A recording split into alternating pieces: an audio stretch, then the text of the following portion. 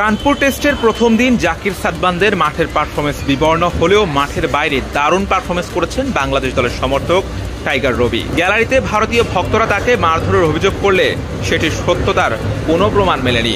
প্রত্যক্ষদর্শীরাও বলছেন তার গায়ে কেউ হাত তোলেননি, অথচ অসুস্থতার যে নাটক তিনি করেছেন তা ছিল একদম নিখুঁত।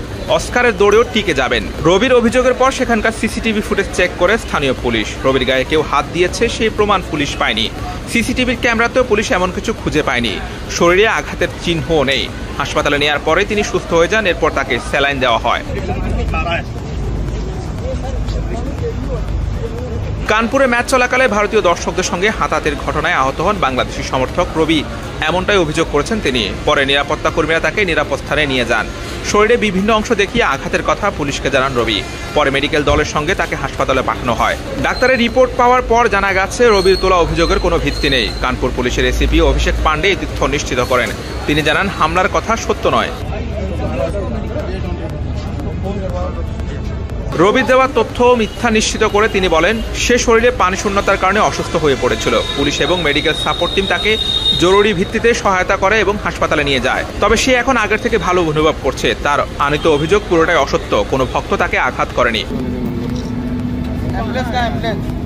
ঘটনার প্রত্যক্ষদর্শী টিকিট চেকার অজয় গুপ্তা জানান, রবি যেটা অভিযোগ করেছে তেমন কিছুই সেখানে ঘটেনি। ঘটনার সময় আমি সেখানেই ছিলাম। তাকে আমি গ্যালারি থেকে মিডিয়ার গেটের সামনে নিয়ে এসেছি।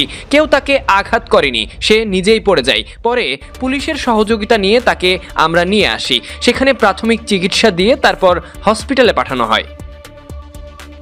চেন্নাই টেস্টে ভারতীয় সমর্থকদের বিরুদ্ধে উগ্র আচরণের অভিযোগ এনেছিলেন বাংলাদেশ ক্রিকেট দলের সমর্থক রবি। ওই টেস্টে তাকে স্টেডিয়ামে বাংলাদেশের পতাকা ওড়াতে দেওয়া হয়নি বলে অভিযোগ করেন। কালো ও হলুদ রঙের বাঘের পোশাক গায়ে টাইগার রবি নামে পরিচিত পাওয়া এই সমর্থক এবার ভারতীয় দর্শকদের বিরুদ্ধে মারধরের অভিযোগ আনলেন, যদিও সেটার সত্যতা মেলেনি। নাজুক পরিস্থিতিতে এই ঘটনা দুই দেশের সমর্থকদের উপর সুস্বাদু বাদাম, তিল আর স্বাস্থ্যকর গ্লুকোজ সব মিলিয়ে প্রাণ পিনাট বার। স্মার্ট কিছু খাও। নেতিবাচক প্রভাব পড়বে বলে মনে করেন ক্রিকেট সংশ্লিষ্টরা। Hussain Arman, BD quick time, Kanpur, Bharat.